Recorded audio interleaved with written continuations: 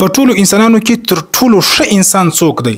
په ټول انسانیت کې تر ټولو افضله او ښایسته انسان څوک دی؟ رسول الله صلی الله علیه وسلم فرمایل هغه انسان چې هغه په زړه باندې عاجز وي او په ژبه باندې رښتیا ګوی وي، صفا وي. صحابه پوښتنه چې وکړه چې یا رسول الله دا خبره خو موږ ته معلومه سوله چې په ژبه باندې رښتیا ویونکی صادق وي، لیکن په زړه باندې عاجزه د دې څه معنا ده؟ رسول الله صلی الله علیه وسلم مبارک وفرمایل هغه انسان چې د هغه زړه صفا وي، متقی وي، پرهیزګار وي، په زړه کې کین او حسد او بغض نه وي.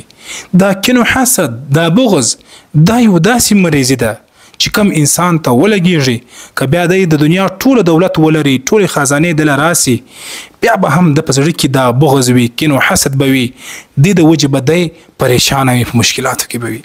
کین او حسد باره کې رسول الله صلی الله علیه وسلم فرمایي که چیرې د مسلمان په زړه کې کین او حسد را نسي دا جنتي دی. الله رب العزت موږ تاسې د کین او حسد څخه محفوظ وساتي.